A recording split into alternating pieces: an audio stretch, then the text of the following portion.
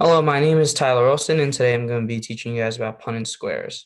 So I'm going to be using an online whiteboard called Zitto, and I'll be giving you guys an example, showing you how to do a punnent square and a couple terminologies, and then we'll do a practice problem. So you guys are going to need a piece of paper so that you can write down your answer, show it to the camera, and then I can ultimately show you if you got it right or wrong. All right, so we're going to hop right into this. All right, so as you can see, the example on the whiteboard is the homozygous dominant, which is this one, is blue, and then the homozygous uh, recessive is brown. So as you can see, I did a cross between the homozygous dominant and the homozygous recessive.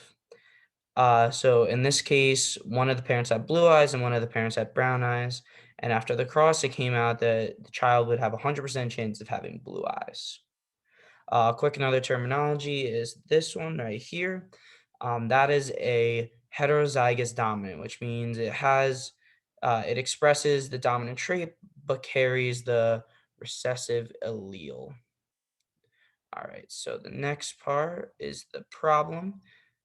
All right, so in this part we have two rats, one with brown fur, one with black fur.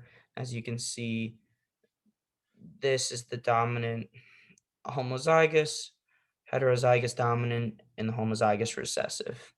All right, so I'm going to ask you guys to quickly just do the problem as if, so we're going to do a cross between the homozygous recessive and a heterozygous dominant. All right, I'll give you guys a couple seconds. All right, so here's the answer. All right, so this is what you should have got.